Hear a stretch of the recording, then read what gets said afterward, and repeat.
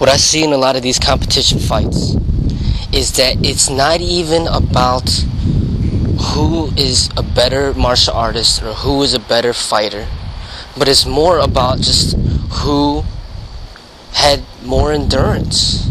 And that really has nothing to do with the person's efficiency of technique.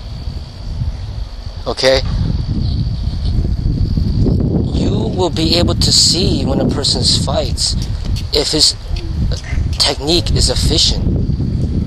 And when a real confrontation, in order to see who has the best technique, it should happen in under a minute or within 30 seconds. But these fights get drawn out longer and longer than that. And what ends up happening is the person that just had more energy wins. But that doesn't mean that his technique was better or that his efficiency and technique was better. It just meant that he lasted longer. He had more endurance. Just like a runner. Just like somebody that has more endurance. But that's not like really... You could see when these people kick and punch. You could tell that their technique is horrible sometimes. I could immediately tell when a person kicks and punch. You could see how trained he is. He might have a lot of endurance, but from watching his kicks and punches with horrible form and inefficiency already shows that that person needs to spend a lot more time training how to fight or how to perfect the technique. He shouldn't be competing and trying to prove that he's excellent when he hasn't even gotten good form with his technique to begin with. And a lot of times it's just about, when it comes to these competition fights, it ends up becoming just who has more energy for those specific rules for that competition. It doesn't mean that that person is better at the technique. You know, and everybody gets tired. It doesn't matter how good you are. You're gonna get tired, and all it boils down to is how are you going to distribute your energy so then you could better strategize against your opponent. A lot of times you see these competition fighters, the first couple rounds, they're fighting really soft because they're conserving their energy for the final round. Because they know is if they gave their all-out effort in the first round and they have no more energy left, they're not going to be able to last for the next 2 rounds. So they simply conserve their energy in different ways, and that it ends up just becoming that who conserves their energy in the most strategic way. And that doesn't really mean that the person has the most, he knows the most effective way of combat techniques, because that is something different. Everybody gets tired. Everybody has to go to bed at night. And every competition fighter is going to get tired. So just because the competition fighter got tired or a martial artist got tired doesn't mean that he's no longer a good martial artist because he got tired.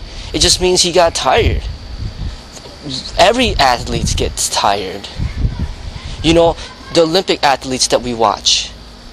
You got the sprinters who run 100-meter dash, and then you got the long-distance runners. It doesn't mean that the long-distance runners are better than the sprinters or the sprinters are better than the long-distance runners. They're different. And you should learn to appreciate both athletes. They specialize in different things. And that's what I see with these competition fighters, is that they're all good. A lot of them, you know, some of them are good and some of them are not good, but either way, it's like, who cares who's better than who? You know, people should be not competing but helping each other get better and giving each other tips. But no, you know, that's not what makes money. What makes money is the crowd wants to see a violent fight, and that's what the competition fighters give to them. You know, and that, to me, I think it's sad. It's exploiting the martial arts, exploiting combat techniques. These people aren't even fighting for a justifiable reason. Okay? They have no reasons to fight each other, but yet they fight because of money. It's kind of like going, at least on the street, usually there's some type of reason.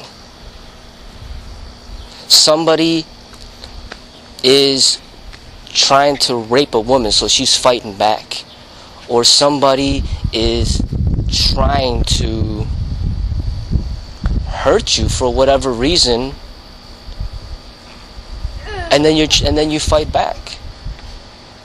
Or somebody, this is not a good reason to fight, but say somebody hit your child or hit your spouse and broke their nose or something, and then you want to fight back.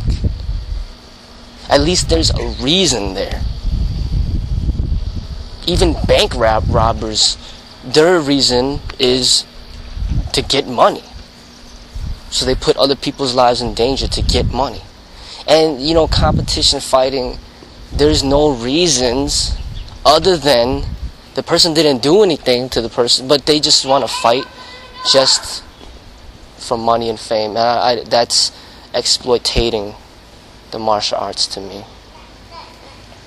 And I believe that we should have been happy with the movies that we see. That's enough realism. It can't really get more real than that, other than real life violence, and real life violence is not a good thing for society. There's a difference between watching Scarface and knowing that it's a movie, and then real life on the street, death and violence. There's a difference. And people try to say, this competition fighting is more real. Well, that's not a good thing when you are hurting others, and then you're making people that watch believe that hurting others is the way to better yourself. Are you kidding me? It's like people are better off doing peaceful things. Dancing, singing, writing, playing some non-violent sports, being an actor in martial arts movies. But to fight, and then your goal is to knock the person out, that's your goal? What did the person do to you? Nothing. Then why are you doing it? Because you want money and fame. For who? For yourself. Who else other than yourself? That's all you care about, and that's why you fight, right? To hurt people, to make money for yourself. And isn't that what robbers do when they stick somebody up on the street? And the bank robbers, they rob the casinos, or they rob the bank because they want money for themselves. Is that justified?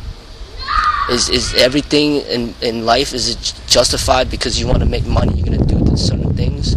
So that means that drug dealers should be justified in dealing drugs, so then they can make money for themselves. If everybody thinks in a way of all I care about is myself, and all I care about is making money, then that's very sad. That's a very corrupt society, and that's what I see it happen to martial arts. And now people don't even want to, they don't know nothing about true essence of martial arts.